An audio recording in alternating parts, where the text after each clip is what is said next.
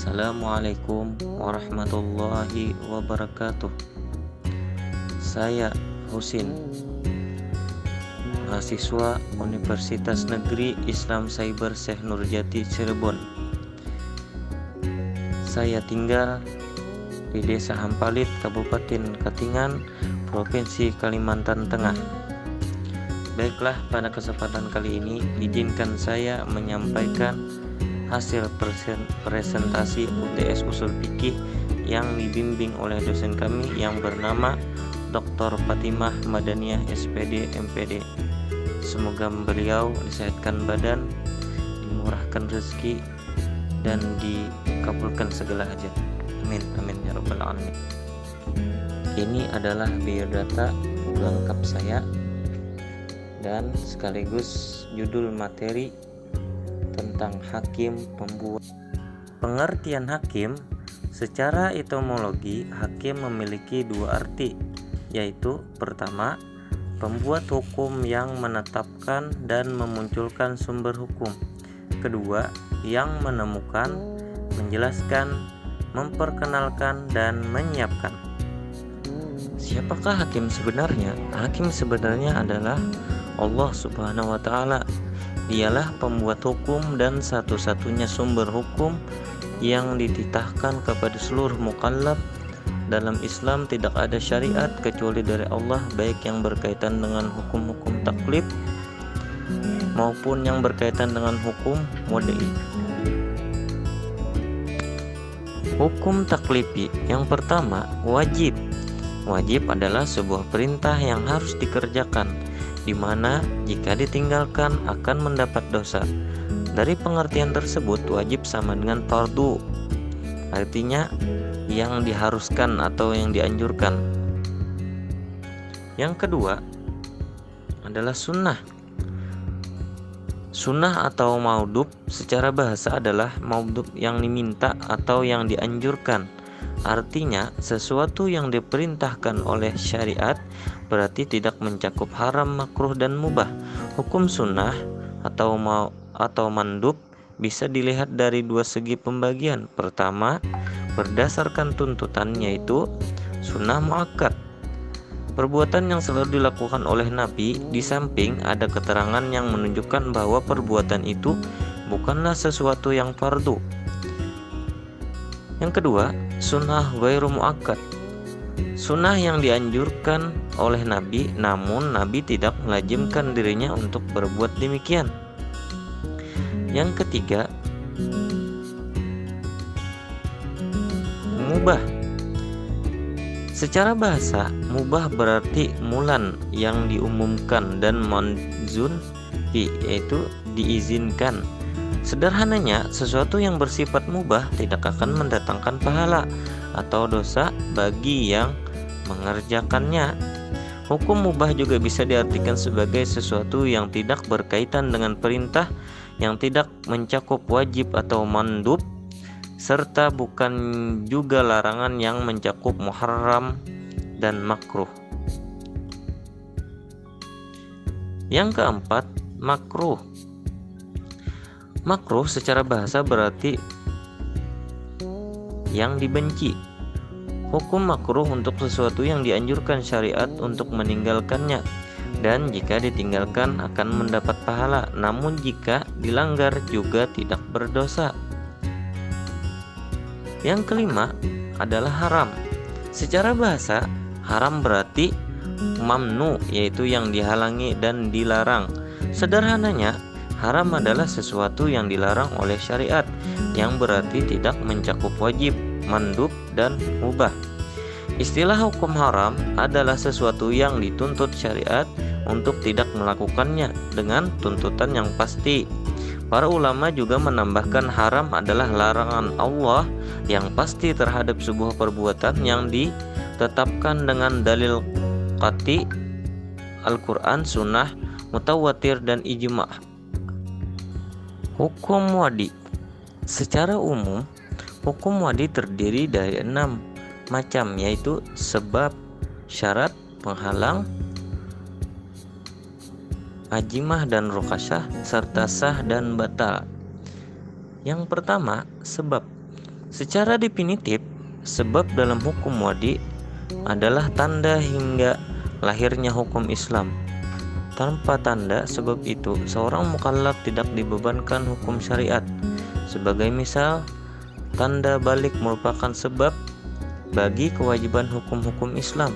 Anak kecil yang belum cukup umur balik tidak mewajibkan sholat, puasa, atau menjalankan ibadah fardu. Contoh hukum wadi berkaitan dengan sebab lainnya adalah ketika seorang menyaksikan hilal 1 Ramadan, umat Islam diwajibkan berpuasa. Berdasarkan hal itu, hilal adalah sebab bagi kewajiban puasa. Yang kedua, syarat. Suatu ibadah atau perkara syariat lazimnya mewajibkan adanya syarat harus dipenuhi. Tanpa adanya syarat, perkara itu batal dan tak boleh dikerjakan. Sebagai misal, saksi adalah syarat sahnya pernikahan dan niat menjadi syarat sah puasa. Tanpa saksi atau niat, maka kedua perkara tadi batal dan dianggap tidak sah. Syarat adalah hukum wadi yang menjadi penggiring suatu ibadah atau sahnya hukum syariat Islam tersebut. Penghalang. Jenis hukum wadi lainnya adalah penghalang atau mani. Kendati seseorang dibebankan perkara syariat, namun karena adanya penghalang, perkara itu menjadi batal. Sebagai misal, seorang anak berhak memperoleh warisan, namun apabila ia murtad, warisan itu tidak boleh ia terima. Murtad adalah penghalang dari hak warisan dalam ketentuan Islam. Yang kelima, ajimah dan rukasah. Secara umum, suatu perkara syariat ditinjau dari pengerjaannya terbagi dua kondisi, yaitu ajimah dan rukasah. Suatu ibadah dalam kondisi ajimah maksudnya berada dalam hukum asli perkara tersebut. Hukum asal yang belum berubah, misalnya hukum salat 5 waktu adalah wajib bagi seluruh mukallaf. Saking wajibnya, orang sehat dan sakit pun tetap wajib salat. Jika tak bisa salat berdiri, bisa salat duduk, berbaring hingga salat dengan isyarat saja. Sebaliknya, kondisi rukasah adalah keringanan sebagai pengecualian dari kondisi ajimah. Sebagai misal, seseorang haram memakan bangkai atau daging babi. Namun, jika tidak ditemukan makanan lain sehingga seseorang terancam mati kelaparan, ia memperoleh rukhsah boleh memakan bangkai atau daging babi. Yang keenam, sah dan batal. Suatu perkara syariat dianggap sah apabila sesuatu dengan perintah syariat dan mendatangkan pahala di akhirat.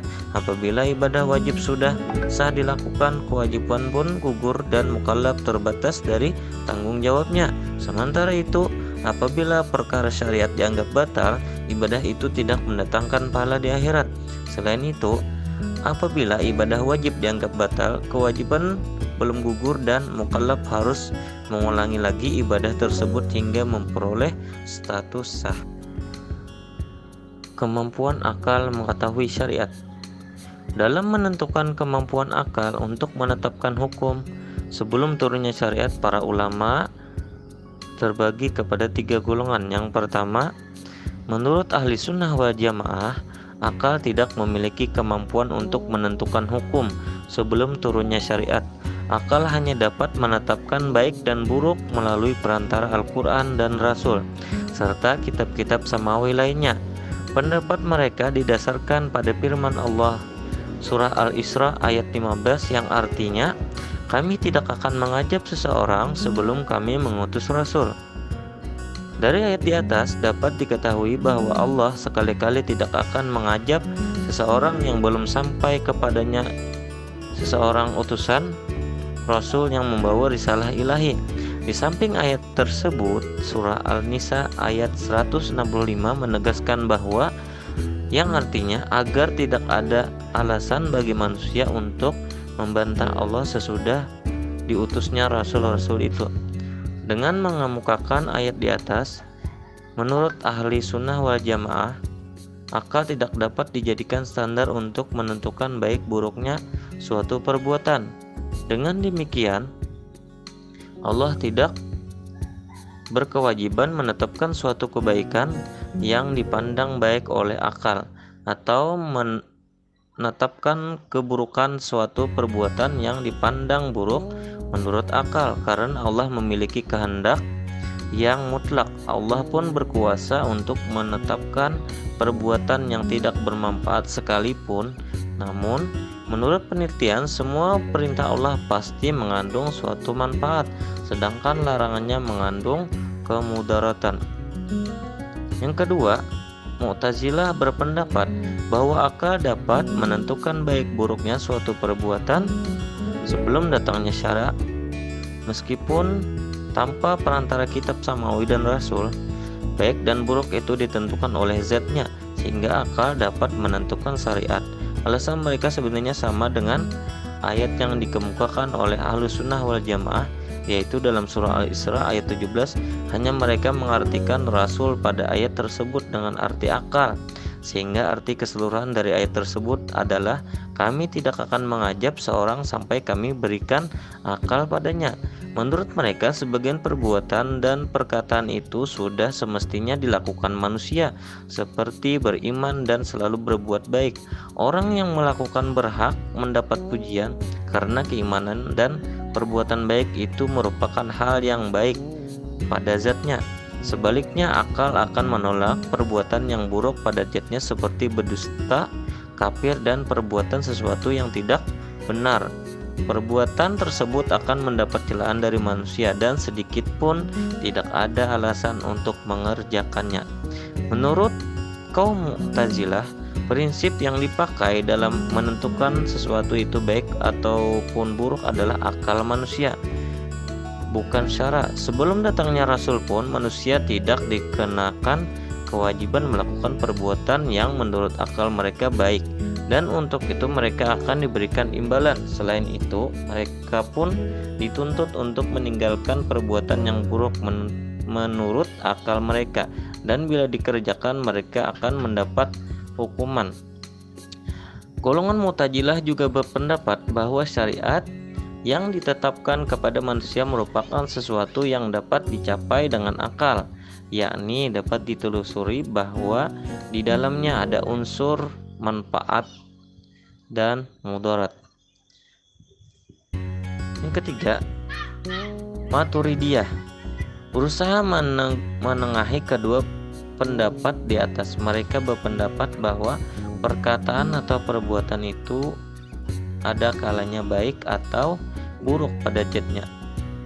Syara menyuruh untuk mengerjakan perbuatan atau perkataan yang baik pada zatnya dan melarang melaksanakan perbuatan yang buruk pada zatnya. Adapun terhadap perkataan dan perbuatan yang kebaikan dan keburukan tidak ada pada zatnya, syara memiliki wewenang untuk menetapkannya. Maturidiyah pun menyatakan bahwa sesuatu kebaikan atau keburukan yang didasarkan pada akal tidak wajib dikerjakan ataupun ditinggalkan.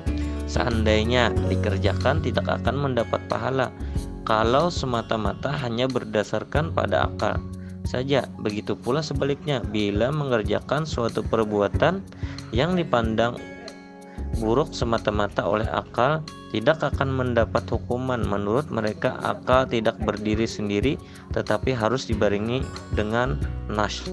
Kesimpulan, di antara masalah yang sangat penting yang harus dijelaskan dalam kajian syariat Islam ialah mengetahui siapa yang berhak mengeluarkan hukum, yakni Allah Al-Hakim itu sendiri, yaitu Allah Subhanahu wa Ta'ala. Mungkin sampai sini dulu presentasi UTS Ushul Fiqih yang bertemakan tentang hakim. Kurang lebihnya saya minta maaf. Billahi taufiq wal hidayah. Wassalamualaikum warahmatullahi wabarakatuh.